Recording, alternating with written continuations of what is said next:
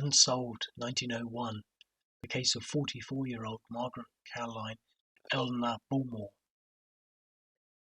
Margaret Bullmore died from pneumonia consequent on fractures to her ribs.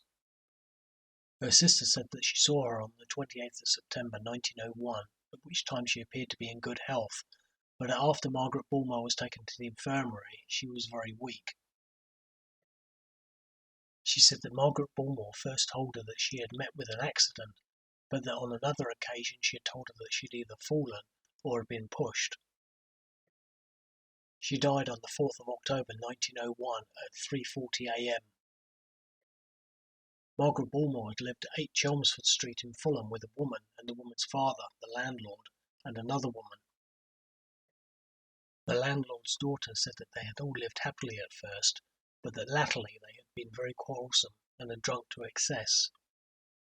She said that Margaret Bullmore had previously fallen in a drunken condition, and that on the Sunday before she was taken to the infirmary, that she had told her that her father had given her a blow on the Thursday. The landlord's daughter said that Margaret Bullmore repeated the statement again at the infirmary and had never told her that she had fallen down. When the landlord's daughter was later questioned further, she said that she had seen her father hit Margaret Bullmore before and said that they were both given to drinking. Margaret Bullmore's brother, a master mariner who lived at 11 Clarendon Place, said that as far as he was aware, Margaret Bullmore had been a sober woman, although likely to be bad-tempered. He said that when he last saw her on the 28th of September 1901, that she appeared to be in good health, but that when he later saw her in the infirmary that she told him that she was very weak and that she didn't think that she would get over it.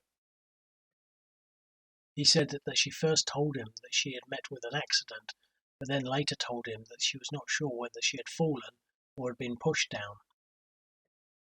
The landlord's daughter said that they had all lived quite happily at first, but had lately become quite quarrelsome and had both drunk to excess. She said that a few months before her death that Margaret Bullmore had had a fall whilst in a drunken condition, which she noted was not an unusual occurrence.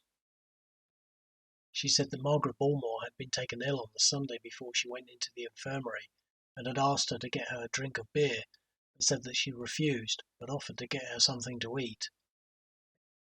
She said that when she asked her what the matter was, she said that Margaret Bullmore told her that her father, the landlord, had given her a blow on the Thursday night. The landlord's daughter said that Margaret Bullmore told her the same thing when she was in the infirmary, and had never told her that she had fallen down.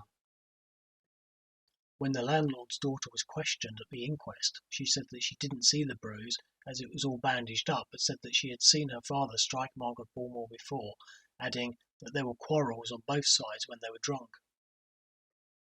She said that when she spoke to Margaret Bullmore on the Friday morning, that she had told her that she had asked her father to get her a cup of tea, but that he would not do so, and had given her a blow while she was lying in bed. The other woman that had lived at 8 Chelmsford Street said that Margaret Bullmore and the landlord were not sober people.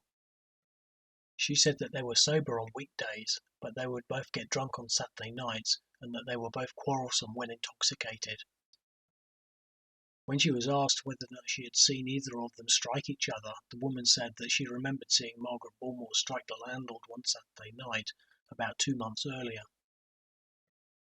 When she was asked about what happened on Friday the 4th of October 1901, the woman said that Margaret Bullmore called to her at 10:30 a.m. to know the right time, and said that when she went into her room she found her lying undressed on the bed. She said that when she asked her what the matter was, Margaret Bullmore said, "Oh my God," and tried to get out of bed but didn't seem to have the strength to do so and fell on her right side. She said that she couldn't say whether she hit her shoulder, but noted that she landed on the plain floorboards and after said to her, "He has beaten me." She said that when she asked her what he had done, she added, "He has punched me here, he has punched me here, and he has punched me here," pointing to 3 different places about her chest. She said that Margaret Bullmore had been sober at the time, and that she had complained of feeling unwell before she fell out, saying that she had told her that she was bad. She said that she then took Margaret Bullmore to see a doctor, who then ordered her removal to the infirmary. She noted that she didn't hear any sounds of a row on the Thursday night. A neighbour that had known Margaret Bullmore for about a year said that she was not an habitual drunkard. She said that she went to see her in the infirmary several times and that Margaret Bullmore first told her that that man had knocked her down in the street, and again that he had knocked her out of bed. A nurse at the infirmary said that Margaret Bullmore had been for a part of the time under her charge.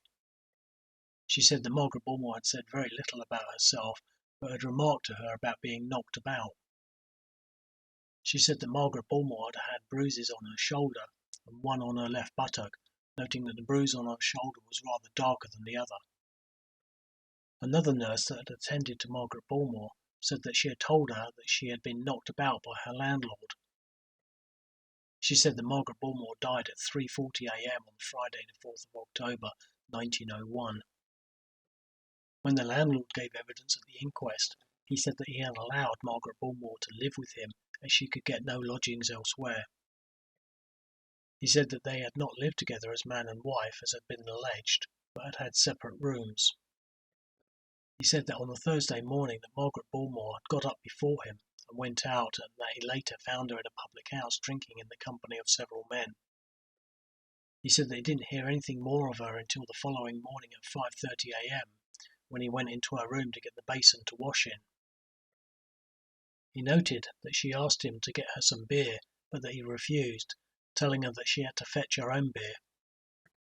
He said that she replied, "But I am bad," and that he had said, "I can't help it," and went out and didn't see any more of her. He agreed that Margaret Bullmore was often the worse for drink, and agreed that he was too. He also admitted quarrelling with her over time, but denied ever having knocked her down.